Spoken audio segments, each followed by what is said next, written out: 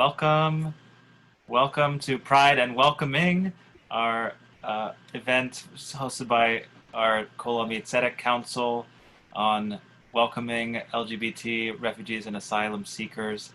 We're so happy you're joining us. People are still joining our meeting this evening, so we're going to give a few more minutes for folks to come in. You are muted as you come in. Part of the reason for that is so we can make sure to hear our speakers. You will be able to unmute yourselves later on for questions, and we're so happy you're joining us tonight. Thanks for joining Congregation Kol Ami and our Tzedek Justice Council for Pride and Welcoming.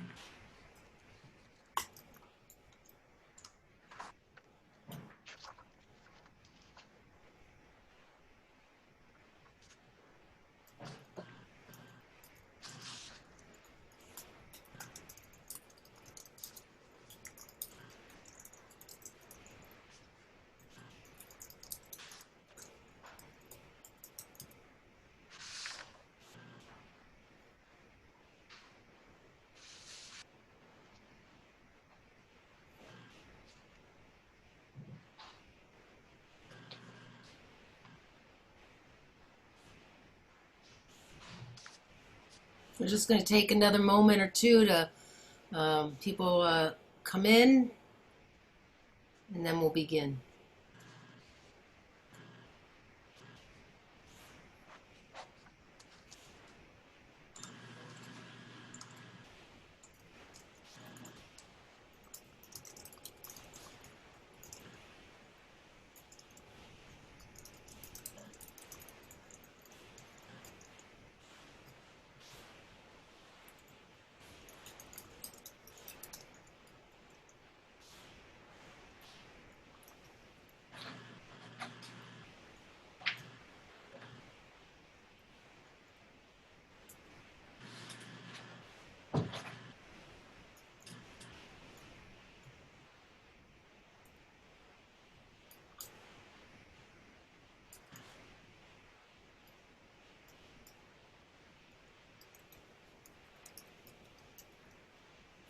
Well, good evening, Erev Tov, everybody. We're so glad you're here tonight for this really important program on LGBTQ refugees and asylees and what's happening in this world.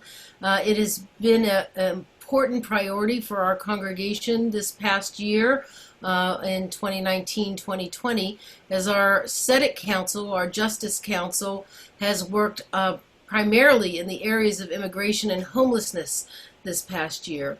And since this is Pride Month, wishing everybody happy Pride, we want to still be able to focus on the important issues in front of us.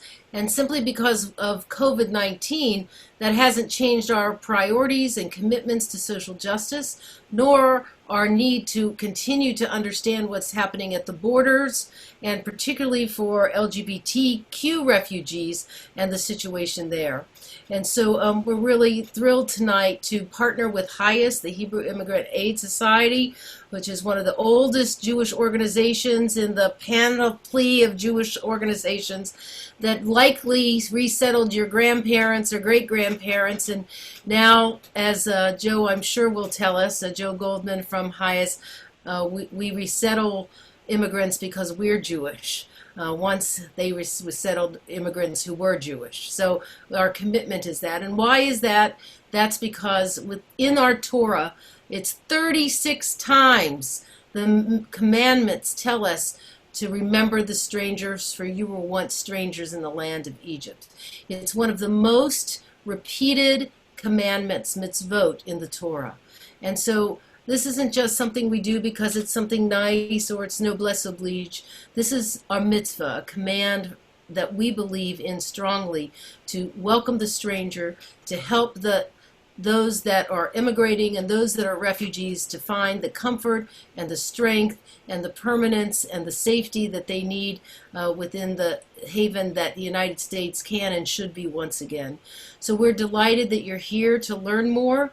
And I want to thank again Joe Goldman from HIAS, and you're going to meet Tess Feldman, who's at the Los Angeles Gay and Lesbian Center Legal Clinic, who works specifically on these issues of immigration. You'll hear more, and I'm going to let Jess take it away in just a moment, but we want to thank Jess Winfield, who is a member of our Tzedek Council, and as you know, was our recent honoree at our Kol Ami annual fundraiser for the Spirit of Kol Ami Award for his work, specifically on social justice issues.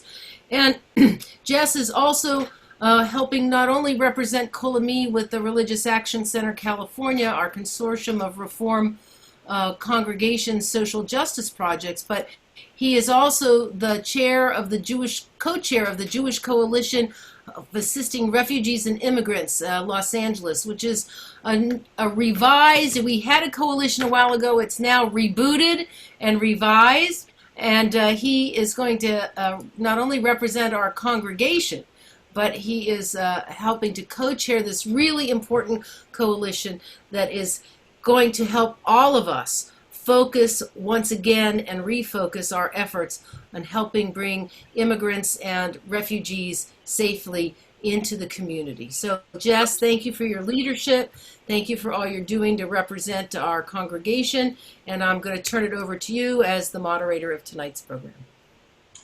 Well, thank you, Rabbi Eger. And I want to take the opportunity once more to thank you for the Spirit of Kol Ami Award that she mentioned, which is here. I've got it proudly displayed in my office. And I hope to continue to be worthy of the shout out. And thanks for the shout out to the new coalition, which we're very excited about.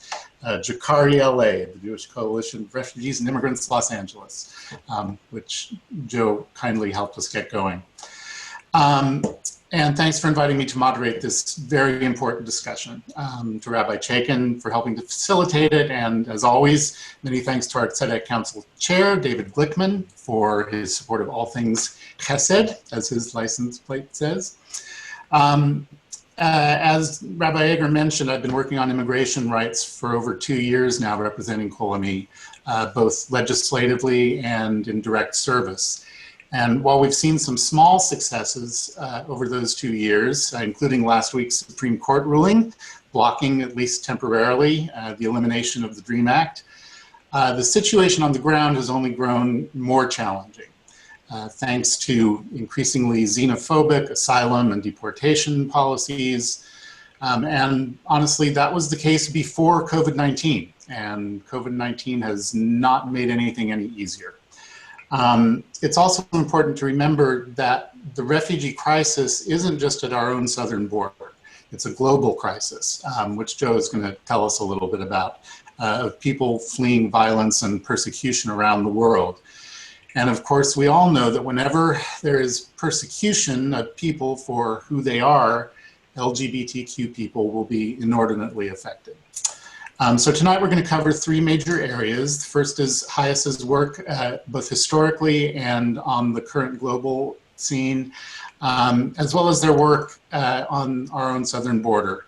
We'll get an update on the situation there, especially in light of COVID-19 and the disastrous Remain in Mexico policy, also known as MPP, of our current administration.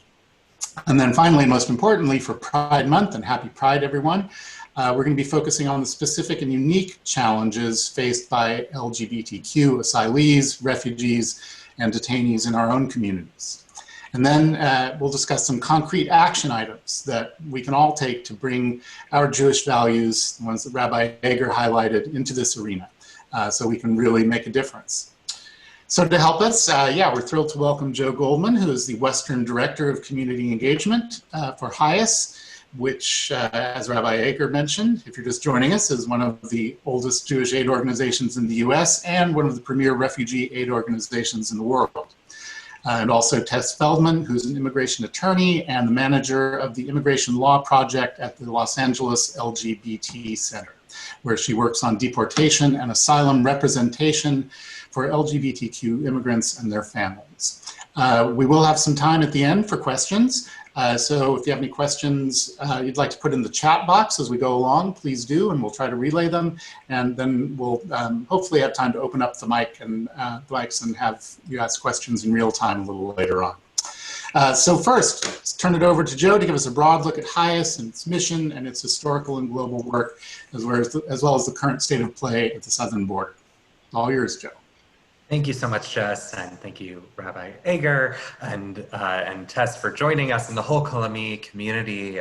It's wonderful to be with you tonight. I actually see my cousin, Andrea Paymar, here, which was wonderful to see. Hi, Andy. Before I go into talking much about HIAS, I want to, first of all, just note that we marked World Refugee Day this past Saturday, June 20th, and the UN High Commissioner on Refugees released the latest data on forcibly displaced people worldwide, which is now nearly 80 million people. That's 1% of all humanity. That's a 15% increase in a single year. We have never seen numbers of this magnitude in human history. We haven't, that is far more than the number of displaced people after World War II, after the Shoah. It's staggering. And of these numbers, about 30 million are refugees and asylum seekers. And these are very legal and technical terms that Tess and I can go into greater detail later on, but I'll spare you. But essentially, those distinctions aside, the refugees and asylum seekers are people who have fled their home countries. So they've crossed an international border for fear of persecution or death on the basis of political opinion, race, nationality, religion, gender, or membership in a particular social group like LGBT people. And these numbers come at a time in which the administration is trying to obliterate asylum and limit refugee admissions to barely a trickle. And again, Tess is going to go into more detail about a lot of those actions in particular on the asylum front, but basically, it's worth noting that this global refugee crisis is taking place at a time in which there's extremely limited political will anywhere, not just in the United States, to address the issue. And now to HIAS. We were established in 1881. We are very old among establishment organizations. We were originally established as the Hebrew Immigrant Aid Society. We now just go by our acronym HIAS. And we are the world's oldest and only Jewish global resettlement agency. One little fun fact, we are so old. Emma Lazarus was actually a full-time volunteer with us when she wrote the famous poem that's now on the Statue of Liberty that we all had to learn in grade school. So that's how old we are. That Emma Lazarus was volunteering with us and meeting folks on Ellis Island. And it may have even been before Ellis Island was a thing. That's how old we are. But she, as a Sephardic Jew, yes, give me your tired, your poor huddled masses yearning to breathe free. Here's this establishment figure, Sephardic Jewish woman, living out Jewish values in a way that was about the self-determination of our people, saving ourselves from existential threats of pogroms from Eastern Europe. That was the world in which she was operating back then. And now we have 77 offices in 16 countries. We're on every inhabited continent except Australia. We are the largest non-United Nations humanitarian agency in Latin America. And, and since less than 1% of all refugees will be resettled anywhere in the OECD and in the rich world, HIAS is meeting refugees in the cities and camps where they are. And as Rabbi Eger mentioned, we have helped resettle millions of people, over 4.5 million people in the United States alone, which probably did include many of your ancestors. And we also helped with virtually every wave of Aliyah to the state of Israel. That is something that we don't get to talk about much, but it's something that we have done. It's not just bringing people to the United States, it's having worked all over the world. But now that we have been for the last, pretty much last 25 years, living in a moment in which Jews are living in places in which they have freedom of movement, we have really doubled down on the resettlement of people of all faiths and backgrounds around the world. And Given, and Jess had mentioned, we're not just dealing with a crisis at our border, this is global. I'm gonna still talk a little bit about what's happening at the border, which is, in response to the administration's Orwellian named migrant protection protocols that has forced tens of thousands of asylum seekers to remain in Mexico while awaiting a hearing, HIAS has opened offices in Ciudad Juarez, Monterrey, Mexicali, and Tijuana, to not just provide legal representation to these folks, but also meet them with the psychosocial support that they need. And after all, most of these people are not living like in refugee camps, but they are in these cities and in need of a lot of help and support. We also have HIAS border fellows who are attorneys embedded in partner agencies in San Diego and El Paso, who are working on representing dozens of asylum seekers, primarily on this side of the border in detention. And we are in the middle of this global pandemic. That's why we are doing this over Zoom and not in person. And I will say, although the administration is pushing for states to reopen while we're in COVID-19, it's kept our border closed, and it's denying asylum seekers the legal right to seek asylum, and forcing thousands of people to stay in crowded conditions in Mexico without the ability to socially distance, let alone maintain basic hygiene and stay safe. And we have very similar challenges all over the world, from Chad to Greece, where HIAS is working in trying to provide basic protections for people in this pandemic. And in the United States, we are incarcerating asylum seekers who committed no crime and yet are held in crowded detention centers that are essentially privately run prisons. And many of these detention centers have become vectors of COVID-19 because of their staff bringing in the disease from the outside. And these facilities often lack proper cleaning and PPE for those people in there to maintain any basic health. Focusing now, we are here in part, it's Pride Month, again, happy Pride, really talking about LGBT refugees and asylum seekers. HIAS has a long and proud history of working with LGBT refugees and asylum seekers all across the globe. Our work with LGBT people, first of all, it stems from our values as a Jewish agency, and there's an enormous amount of pride, no pun intended, that all of us bring to this work in really countering the ways that faith has been used to harm LGBT people, and uplifting our values, B'Tselem Elohim, we're all made in the same image, Tzedek Tzedek Tov, justice, justice you shall pursue. And I can go on and on. Many of you know these, a lot of these phrases, but it is at the core of who we are as an agency. And the work that we do is part of our gender-based violence prevention pillar. So we have a whole other field that I'm not going to talk about tonight that's all focused on gender-based violence, but the LGBT work that we do is rooted as a part of that. Because a lot of this work, as the Supreme Court ruled last week, can actually be stemmed directly to discrimination on the basis, and really in the cases of refugees and asylum seekers, persecution, because people are not behaving as they would be assumed or expected to because of their sex. My colleagues around the world work with LGBT folks fleeing persecution, but the offices abroad that tend to serve them the most are Nairobi, which serves a large population of LGBT refugees fleeing extreme bigotry in Uganda and civil war in Somalia. The folks in Athens and Lesbos they are serving everyone, but there's a huge number of folks from the Middle East and North Africa, and Afghanistan, and so on, Syria for sure, a huge number of LGBT folks in addition, who are just among the sheer volume of people who are coming in, and Tel Aviv, which primarily is focused on serving asylum seekers from Eritrea and Darfur, but also a growing number of asylum seekers who are fleeing bigotry in Palestine and Jordan. And so it's a really fascinating role that they play, and working a lot with the robust LGBT civil society that exists in Israel.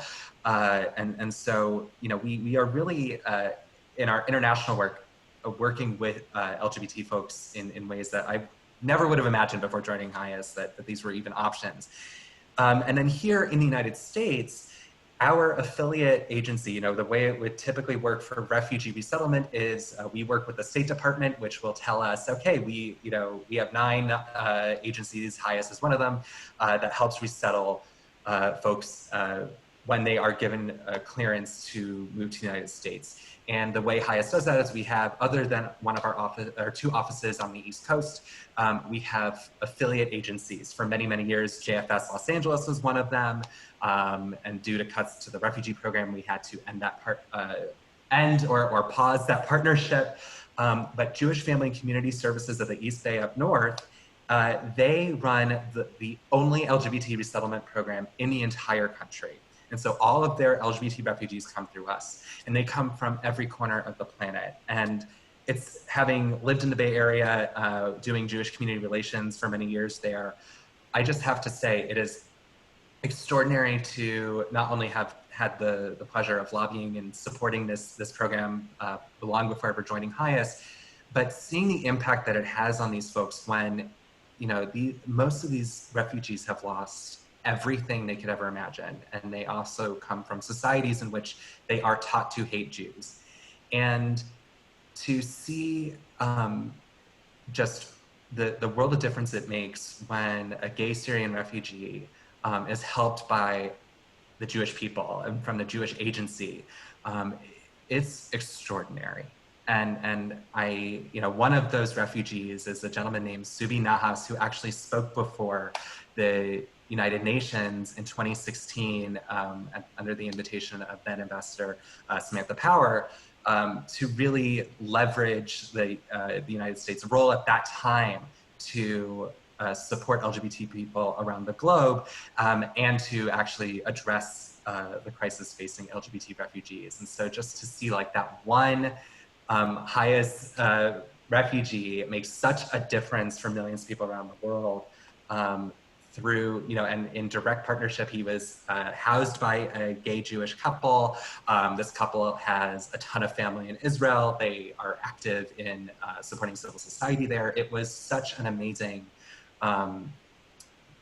partnership and relationship to see blossom. So I have many more things I could say, but I'm going to turn it back to Jess and go from there. Terrific. Thank you, Joe. That's extraordinary stuff, especially, the direct on-the-ground connection that happens between Jews and gay refugees with their shared history of persecution, and it really highlights why we need to be there to help them. So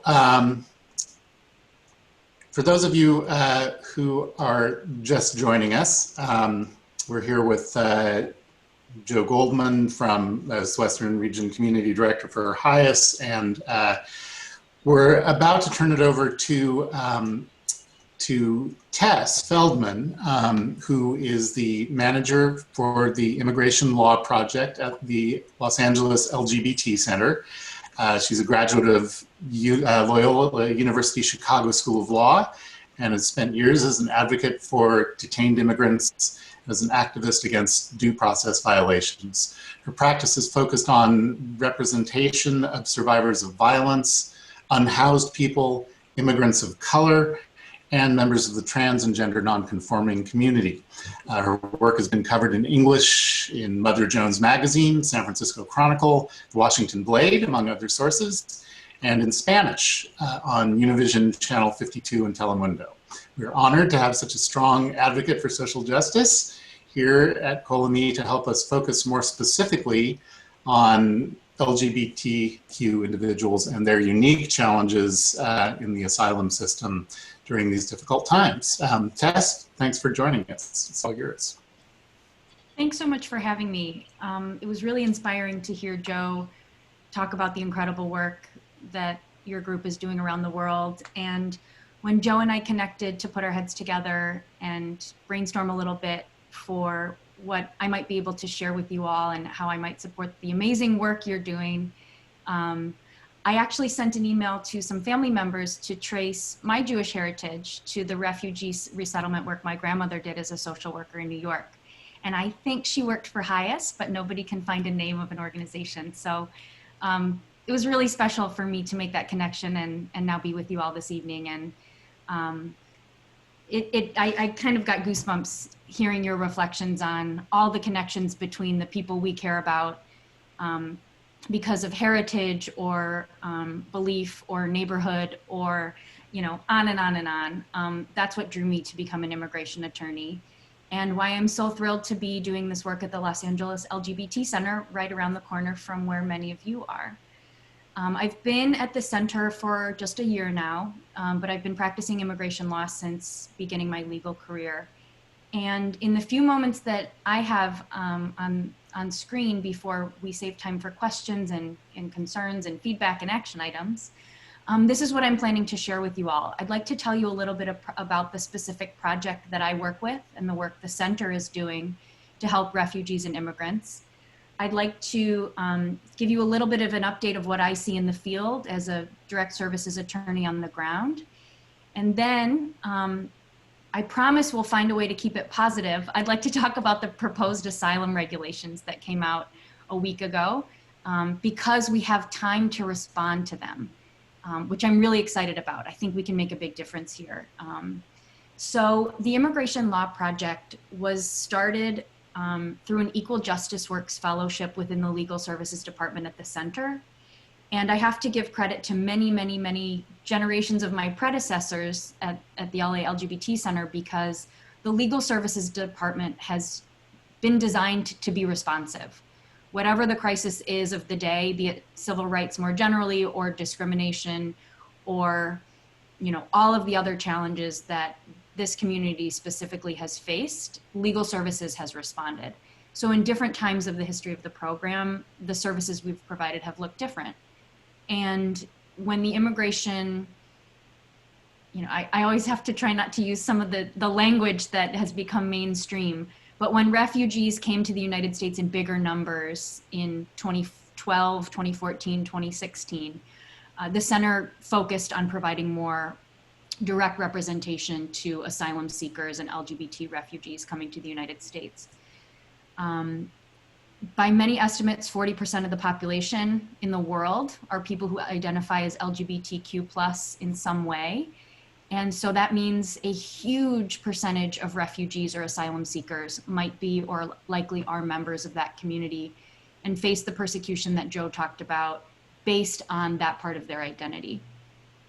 And so the center goes where our clients are, and our doors open for the clients that come to us. In 2019, that meant our fearless immigration team of 3 people went to the border and met the caravan of LGBT asylum seekers who walked from Northern Triangle countries to Tijuana and found a safe house in the Arcoiris house, the Rainbow House. They were met with food, shelter, and forms and information by our volunteers, which is amazing because we are not as big as HIAS, unfortunately. Our legal services team is now 12 strong. We have 3 attorneys and a great crew of advocates as support who provide incredible legal support and allyship to our clients. And many of our clients don't need attorneys for certain types of cases because our clients are really capable. They're strong, they're smart, they're bright, they got themselves to Los Angeles. And so I always remind myself and groups of folk that I get to speak with that we are not saving anyone. We are not here to win cases for people. I'm here to help my clients win their cases. And it's a real pleasure and an honor to be a part of it. What we're seeing, you know, what we saw in Tijuana is now in our backyard in Los Angeles. Many of the young people who we met and shook hands with and explained the process to made it over the border. They were there before the illegal Remain in Mexico policy that the government calls MPP was put in place in violation of international law. And many of those youth live in our Center for Youth and Family Services on our big, beautiful new campus in Hollywood. So when they have an appointment for me to get ready for court, they walk around the corner And if they're late, I walk around the corner and I go find them. It's amazing. These are people who were living in rural Honduras 2.5 years ago. And now they take the bus to high school and they talk to me in English when they want. So even though we are a small team, we have made some mighty change, and I've really enjoyed being a part of it. Another place where we make a big impact, apart from the border, is inside detention centers, where a large number of asylum seekers are LGBT plus folk. And they are victims and survivors of maltreatment by these private detention centers, even more than the other immigrants they're detained with. Many of my clients have survived incorrect medication or withheld medication. The immigration system doesn't acknowledge gender affirming medications like hormones. And I have a client who was refused HIV medication. And as a trans woman housed in the wrong housing unit, her life was in danger just by being where she was. Unfortunately, none of these stories are unusual. Any immigration attorney like myself on the front lines would have stories to share with you about clients like this. But the good news is that generally we win our cases. Generally speaking, until this month, asylum law protecting LGBTQ plus folk has survived the Jeff Sessions regime. And that's because it's illegal for our clients to be who they are in many, many countries in the world. It's illegal for them to live as they wish, or be who they are, or marry who they wish, or access medication they rely on to be themselves. And so if a government makes it illegal for you to be who you are, that's a really strong asylum case. And many of our clients win cases without attorneys. That being said, an asylum seeker is 5 times more likely to win their case with a lawyer. So we try to take as many people as we can. I am the only immigration attorney on staff at the center, but we are fortunately supported through a clinic model by 7 additional immigration attorneys who do volunteer screenings and consultations and often take cases. Some of you may know some of them. We have some pretty amazing volunteers. I have been really fortunate to have helped secure funding from a variety of sources that has let us keep our funding and our availability to take cases to be responsive. It's really important to me that we don't let the restrictions of how we're supported limit who we serve. We serve who rings the doorbell and who needs help. And I think one thing that's really important to talk about during Pride Month is the word intersectional.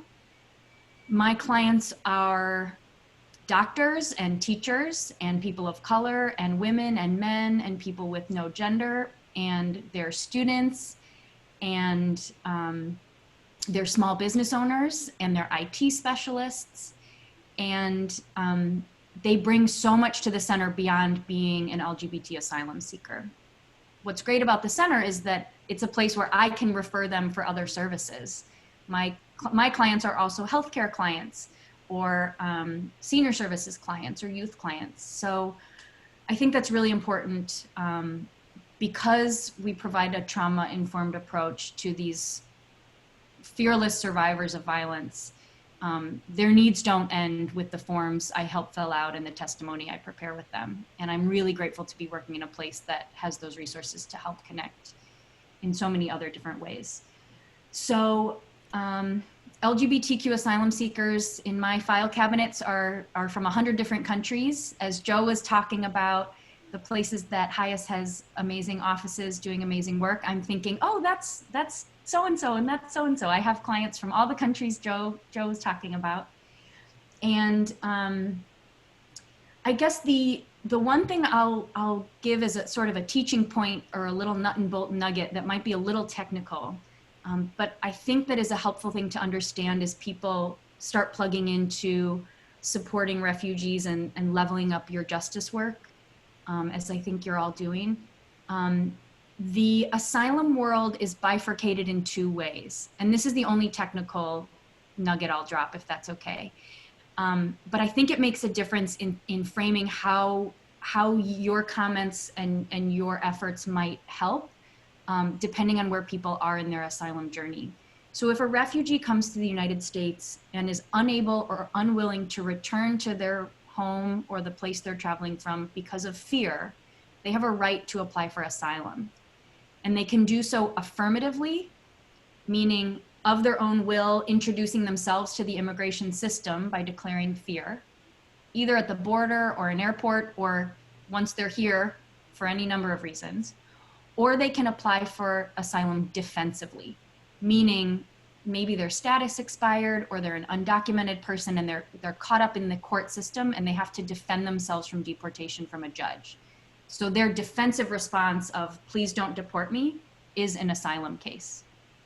And I hope that's not too technical. I know on a Tuesday night, the sun's going down, that was a little dry. But there are these two worlds of asylum that don't get explained very well in the news. And it's hard to understand why somebody might have a court case when somebody else might have an interview at an asylum office or be stuck in Mexico. So I just wanted to flag that for you all. Which brings me in my final moments on screen with the box around me as the person talking. What are these new asylum regulations that you might have heard about? And I'm seeing people shaking their head because different news channels are covering them differently and it's catching NPR, in different lenses on different days. There's two big asylum regulations that we're nervous about. And by nervous, I mean, it's the worst thing I've seen since I've been an immigration attorney. And I'm deeply, deeply concerned for the future of refugees, asylum seekers, and those of us who practice law in this space, because it could be turned upside down. And I don't even want to think about what happens if these regulations go into effect, which is why I'm excited we have action items to address them. The first regulation that hit the 15th, I have many, many notes to say, but it basically changes the due process application for people, the right to process that they are owed under the Constitution of the United States, that we are all owed. That is essentially eliminated. And the substance of immigration law will be forever changed by this rule. And I'm grateful for the head shaking that I'm seeing it's awful, yeah. The process changes are concerning to me as an attorney because the system is designed to keep people out anyway. And so to take away any common sense next steps, like filling out the forms correctly in English, or I don't want to get too into this, but are my two deepest concerns as a direct services practitioner are the process changes that change all of the rules and are very complicated and are designed to knock almost everybody out of even qualifying for asylum. That's deeply concerning. And the substantive elements of the proposed regulation are deeply concerning. This has got Jeff Sessions' name written all over it. The regulation is essentially proposing to strip gender as a basis for protection for asylum. And where this all comes back to us celebrating Pride Month and LGBTQ+ identity is that gender is an inherent part of expressing one's gender orientation or sexual identity or orientation or lack thereof. And it is the basis for harm for a majority of our LGBT refugees. And therefore, by removing it as a category of protection, when there are places that make it illegal for people to express their gender as they wish, is essentially erasing a large percentage of the history of asylum law in the United States as it's developed since Emma Lazarus held up her poem on Ellis Island, to be frank. So there are lots more details I could get into. We're very concerned. It's essentially a discriminatory basis for eliminating bases for asylum. It's for closing asylum claims based on violence on account of gender. This is completely responsive to the claims, the increase in claims we see from Northern Triangle, Central American countries, and Mexico. It's a retaliatory regulation designed to keep a specific group of people out, and it's going to disproportionately impact LGBTQ asylum seekers. And with that, I don't want to go over my time. I'm happy to get into this more and send follow-up emails. And there are really great trainings that have summarized the 166-page regulation to much more digestible terms. So I just want to thank you all for shining a light on this cause. It's affecting people in our neighborhood, in our city, young people who want to go to college here, physicians who are trying to work here. This isn't, impacting the people that the administration would have us think only. It's going to impact wonderful people who need to be here for their own safety across the board. So thanks. Wow, thank you, Tess, so much for that detailed information. And I mean detailed not in a pejorative sense at all. I think it is really important for people to understand how the asylum process works, what the difference is between immigrants and refugees and asylum seekers. And in fact, I wonder if just as a follow-up, if you could just quickly address that, because there are terms that are thrown around a lot, and I think it'd be helpful for people to know what the differences between them are.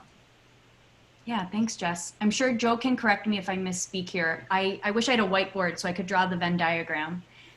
All refugees could be asylum seekers. All asylum seekers could be refugees, but they are different under the law. A refugee is generally, from my lens as a direct services person, is somebody who is applying to enter the United States as a refugee, someone who has fled harm and is processing abroad to be admitted as a refugee. Joe's nodding. That makes me feel good. Thanks, Joe. You got it. An asylum seeker could also be a refugee. They are someone who is also fleeing violence or harm, but they present themselves based on a fear of return, and they are seeking asylum at a border or within the United States. So had their timing been different or their luck been better, they could have been a refugee. To be frank, had the international climate and American politics been better, they could have been refugees.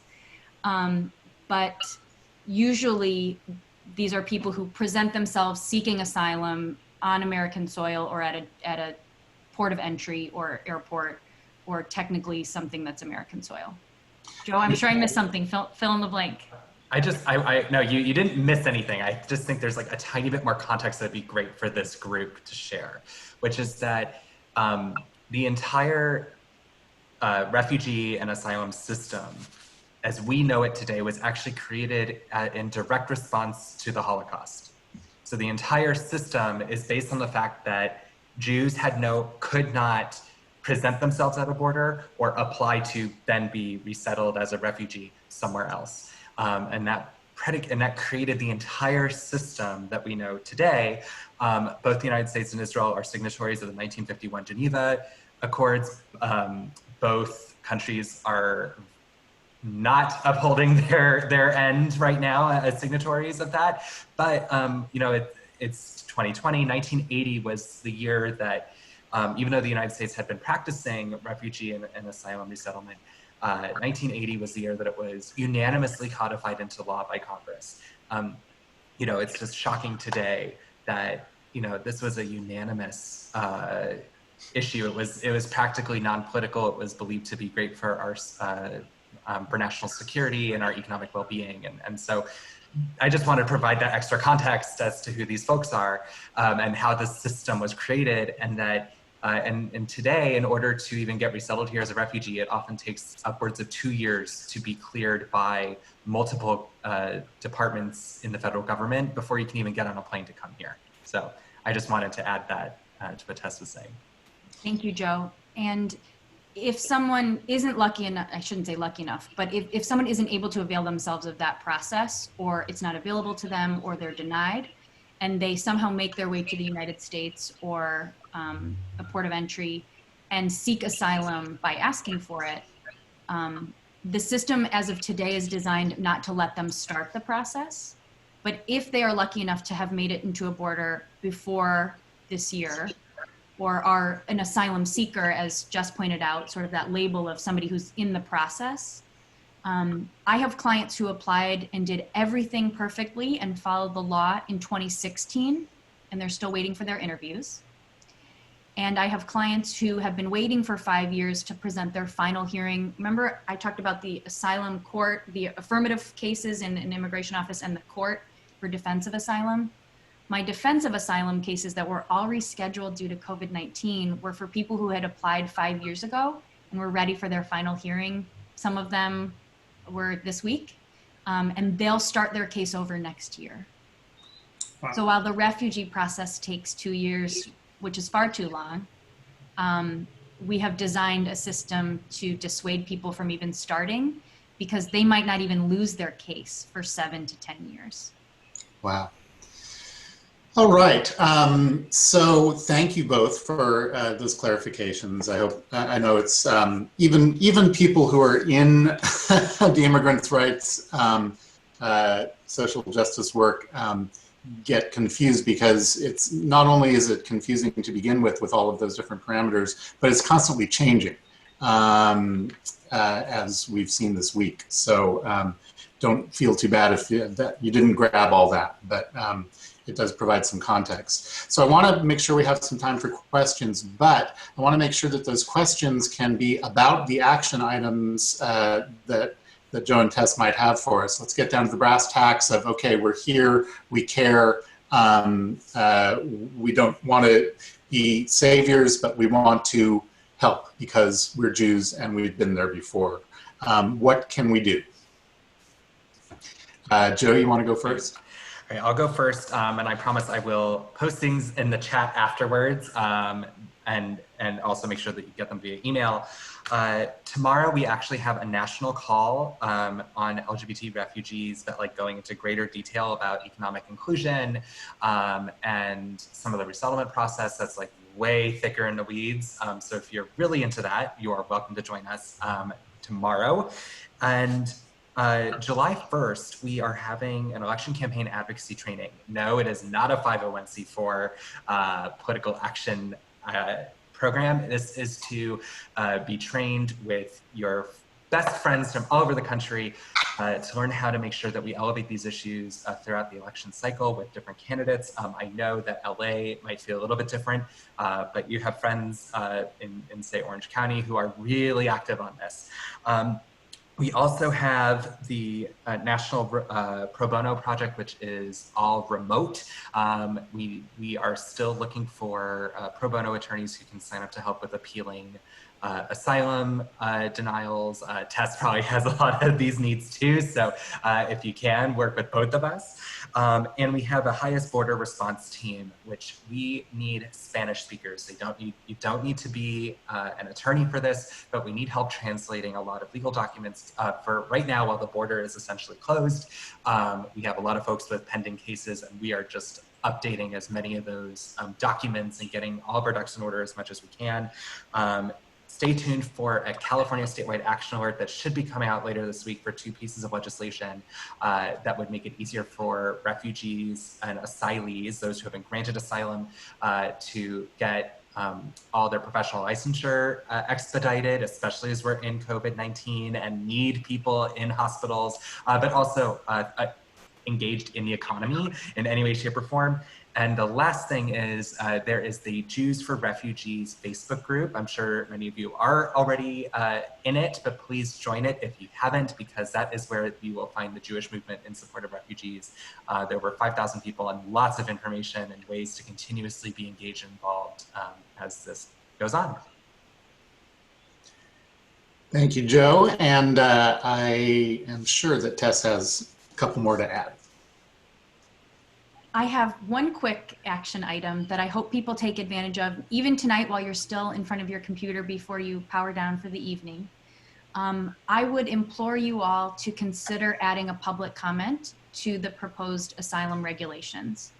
I don't want to take anybody's talking point, but very briefly, I have to admit that I, for a few years, was very guilty of not providing public comment when it was asked of me, because I thought there was no way me chiming in with some half-informed idea of an opinion on something could change the world, and I was mistaken. These public comments will be taken into account. There's a former INS officer who is asking us to formulate our own comments So no copy and paste from the email that asks you to just fill in your name and add another blurb. And I think this group I don't think anyone here would have a difficult time writing a short statement of why an accepting, open immigration system designed to welcome refugees with a fair process and a judge should continue. We're actually not asking for anything to change. The asylum system is terrible as it is, and I would prefer to keep it than implement any of the regulations that are proposed in this essentially handbook written by Stephen Miller in this regulation. So I am going to paste the Federal Register proposed regulation, and then the next link is where one can comment on said regulation.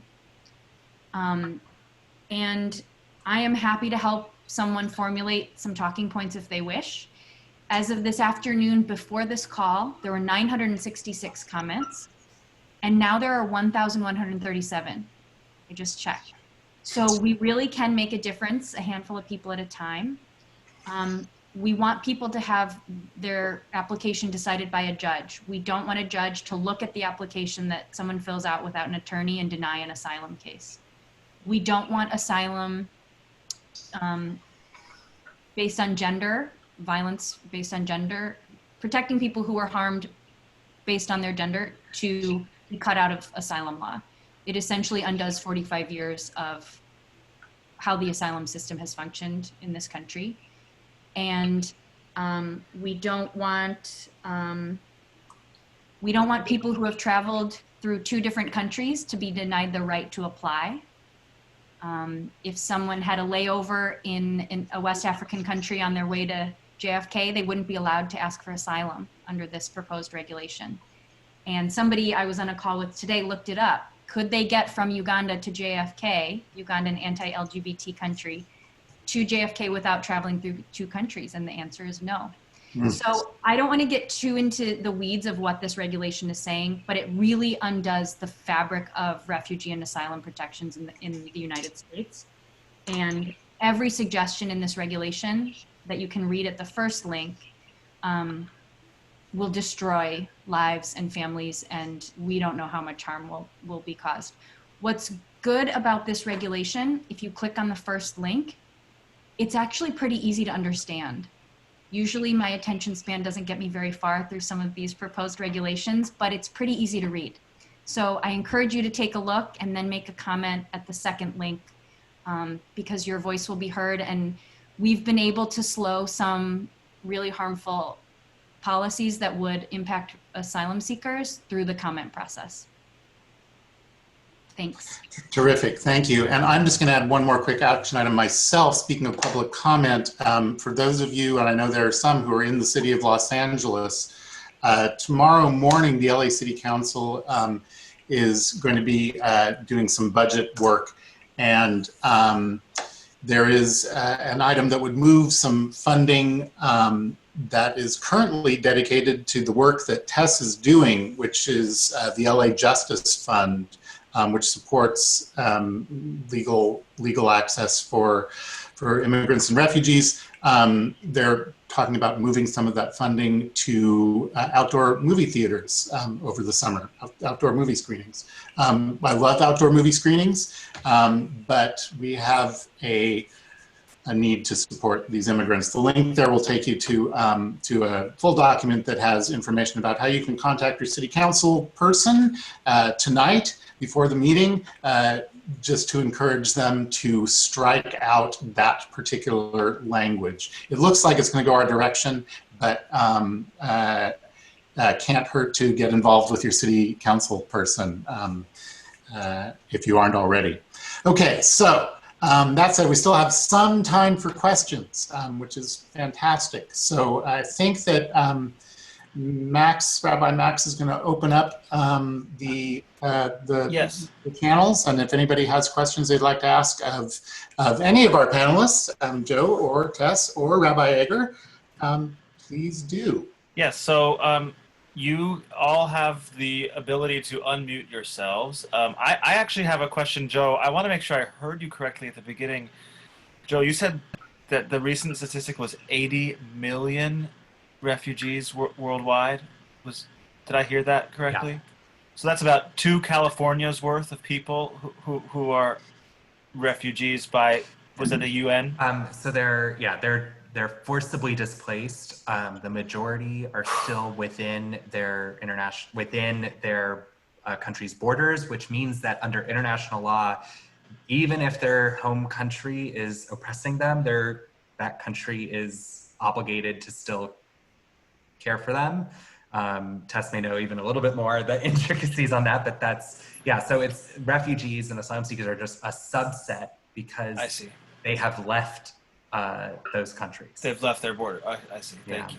Yeah, but still 80 million forcibly displaced people. And I just noticed, I looked up that number today because I was going to quote it if you didn't, Joe, and that's up from 70 million just a year ago, which is just shocking, 10 million in 1 year, right? There's a big Jewish communal campaign from an UK, mostly UK and Israel-based organization called Asylum that the whole hashtag is hashtag 70 million. And it was supposed to be this whole, World Refugee Day thing, and it's still happening, but it's nuts that in 1 year it's increased by that much.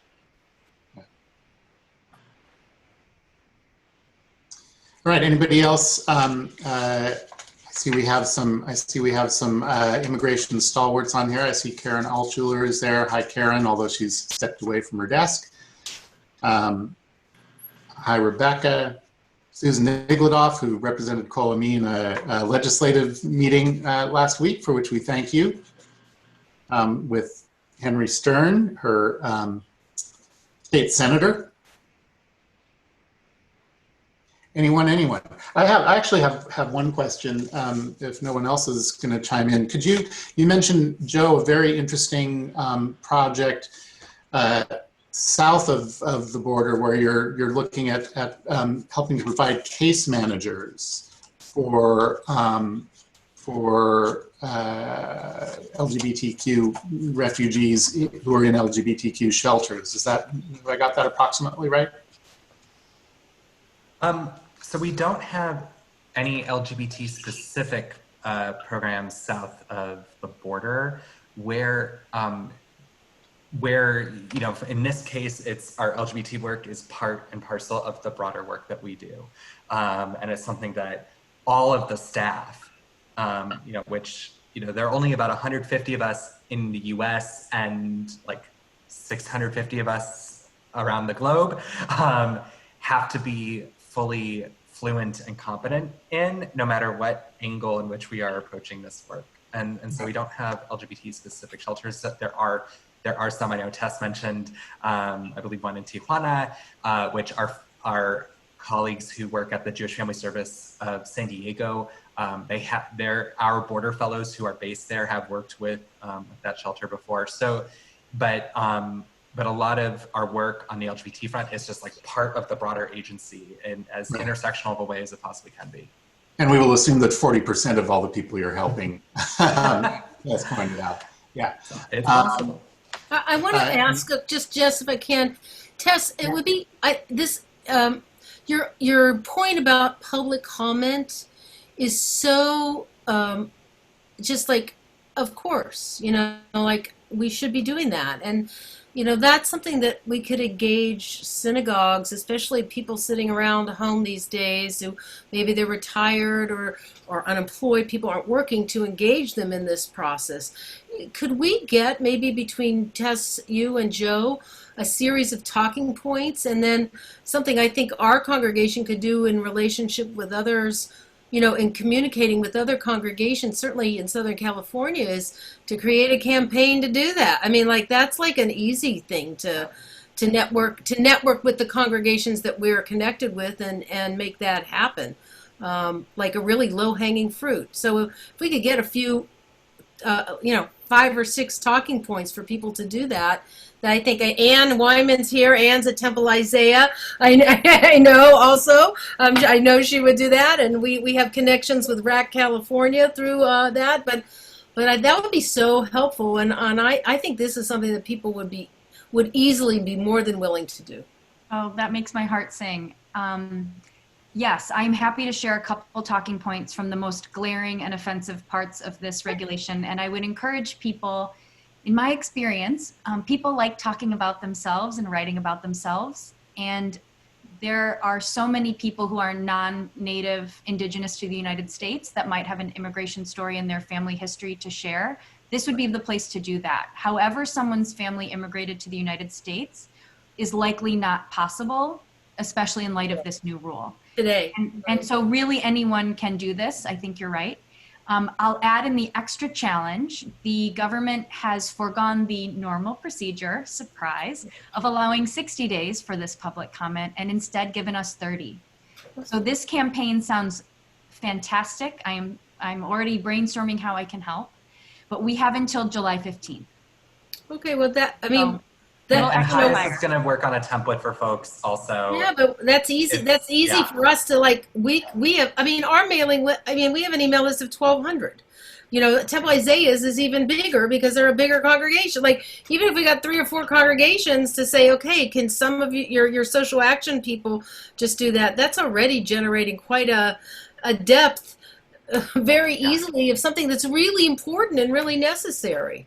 I mean, I think of my own grandfather, who was from Poland, but he went through 4 countries before he came to get on a boat. I mean, I know Sue Igloff did all of her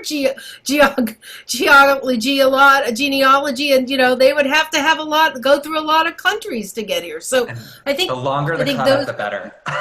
That's the other thing. I think that would be really, really helpful for us. Thank you. Is that really true that the longer the comment, the better? That's awesome because Jews are good at that.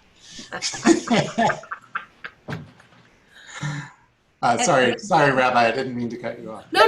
I just want. I would if we could get that in the next couple of days. I'll for sure commit to Kol Ami sending a specific dedicated email out from our Tzedek Council about this very action, and I can be in touch with you and your rabbis, and we can make that see if we can get that through to Isaiah for sure. The dream would be that there are enough comments that this process takes longer and we don't have to worry about it in the fall. Isaiah is paired with Temple Emmanuel in an organization called High Village, so I can speak for them as well. Excellent. And something I would add, I'm one of the Kol Ami members. Something I would add on the talking points: don't assume anything is too obvious to say. The kind of quick bits you're throwing in now, that like the personal story is good, that a longer comment is good. Please don't just copy paste, just make it your own. All of that stuff, if anything feels obvious, just include it. Yeah. Yeah, thank you, Rebecca. Good point. All right, so we're scheduled to be done about now, and unless someone has another pressing question, and I will pause pregnantly, and then, yes. It's Karen Alschuler. Thank you so much for doing this. We'll take it to Northern California. Thank you for joining us, Karen. We spend a lot of time trying to respond to these things. But thank you. This one sounds promising, so thanks all. Please do, and note that please note that this is recorded. If anybody wants to dial it up and share it with, I would like to do that. So definitely exactly. Like so that brings me to my point, Jess. Yeah, and I'm forwarding it to Max. So we just knows how to find me. Yes, so we are recording tonight. That means that we're planning on uploading this to our Kol Ami YouTube channel so that it can be viewed and shared widely with others.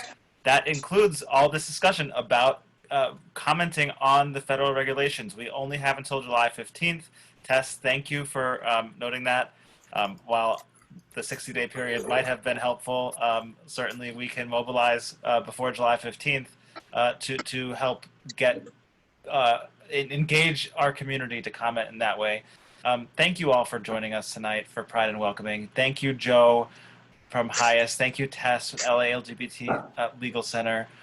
Thank you, Jess Winfield, for leading us in so many of our Tzedek Council endeavors now and for years. And thank you, Rabbi Eger, for your leadership and your guidance as always. Congregation Kol Ami will continue to be a voice of our people, a voice of people everywhere, and we're grateful for your partnership in that. I have one little quick word of Torah to end with, which is that when we, in our great exodus as Jews, left Egypt, Our Torah teaches in Exodus chapter 12 that, chapter 12, verse 38, that there was a mixed multitude that came with us. And the Hebrew is really interesting here. It says, Vegam erev rav Allah, that a great mixture, many people went up. So may we go up. Allah, that word going up, lifting up, may we lift each other up. May we find ways to lift up the stories of refugees and asylum seekers like we've done tonight, hearing a little bit about the work that you've done and inspiring us to continue to contribute to that work. Thank you all for being here tonight with us. We'll be updating our website at kol-ami.org/justice with all of these talking points and action items as well. As well as with the video from tonight's program. So that's a place where you can find it as well. And we hope you'll share, and we hope you'll join us again for upcoming programs with Congregation Kol Ami. Just this coming Saturday, we have a Pride and Anti-Racism Havdalah. We're working hard to continue being a voice for justice in this moment in our society that is calling us all to action. So thank you so much. Thank you, everybody. Have Erev Tov. Happy Pride. Thank you. Thank you. Thank you.